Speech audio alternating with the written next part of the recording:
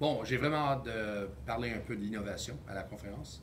Ce qui m'intéresse, c'est que en pensant du futur, d'habitude, on se trompe.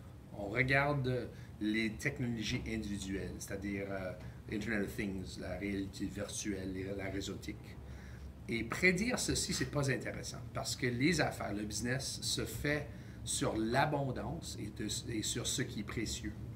Et je trouve que pour penser et réfléchir sur l'innovation, sur la future, il faut comprendre les changements disruptifs qui changent fondamental ce qui est précieux, ce qui est abondant.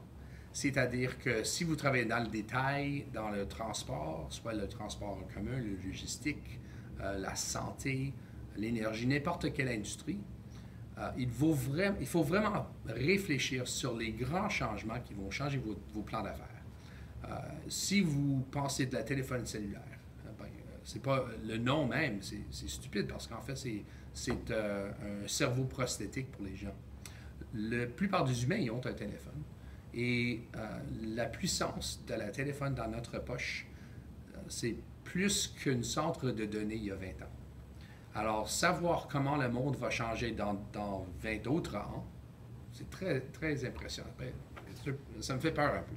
Mais de regarder ce qui devient abondant à cause de cette technologie, c'est très intéressant.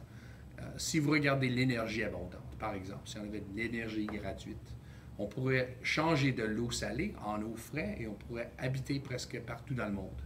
C'est un grand changement qui change l'espèce humaine.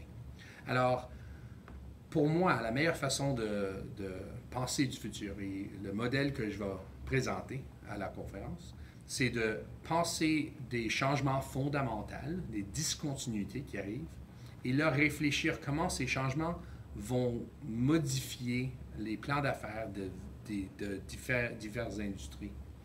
C'est une discussion que j'ai très hâte d'avoir parce que je trouve que c'est dans cette sorte de réflexion qu'on trouve non seulement les opportunités pour le business, mais aussi le futur de l'espèce humaine.